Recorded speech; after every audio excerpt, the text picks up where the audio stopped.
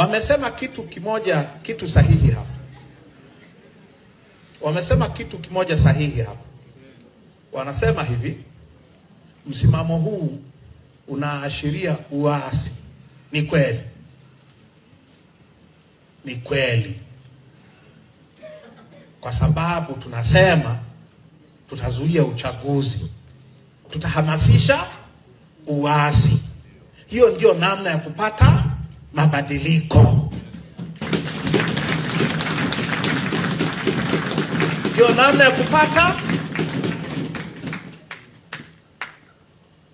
Mandela had to go through 27 years but treason ili kupata mabadiliko Afrika Kusini.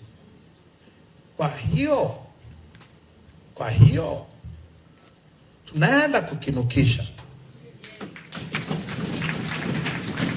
Walio tayari tutakwenda nao. Tutaenda na walio tayari. Hakuna mtu atawekewa bunduki hapa. Walio tayari tutaenda nao. Wanaofikiria kwamba CCM watakuwa walokole, wamebadilika na nini, tutawatakia kila laheri. Sisi sio watu wenye roho mbaya. Lakini kama unataka kuwa mbunge seriously, twende tukapigania mabadiliko. Tukipigania mabadiliko, ndugu zangu, kitu gani kitakachoharibika?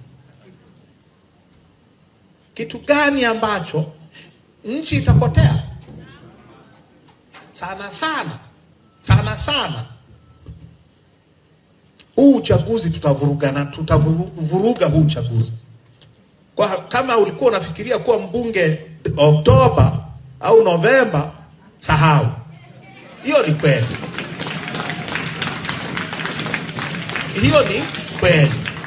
Na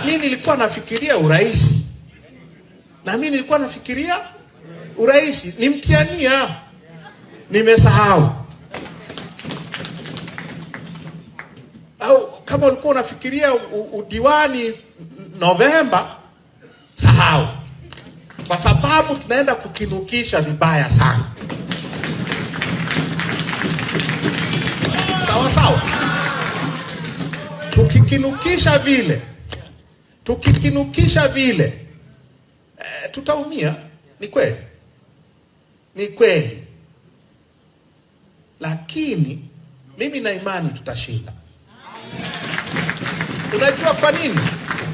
Unajua kwa nini? Tukikinukisha seriously, watafanya nini? Watatuua. Wanaweza? Watatuua.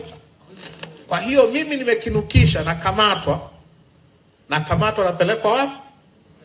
Naenda kushtakiwa kwa uhaini, kwa kuamsha maasi.